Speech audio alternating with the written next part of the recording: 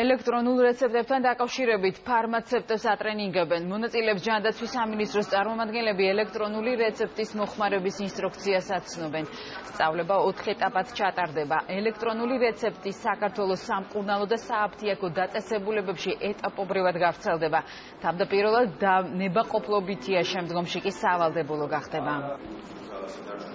ჯანდაცვის სამინისტრო ახორციელებს ფარმაცევტული ქსელებისთვის და ასევე ინდივიდუალური კომერციული აფთიაქებისთვის სასწავლო სტარტაპი აქვს ელექტრონულ რეცეპტის სისტემას.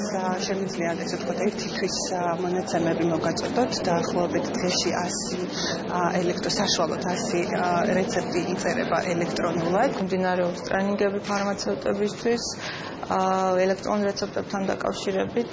ეს გაუადვილებს მომხმარებელს მედიკამენტის შეძენის პროცესს, ასევე გაადვილებს მუშაობას ფარმაცევტებისთვის.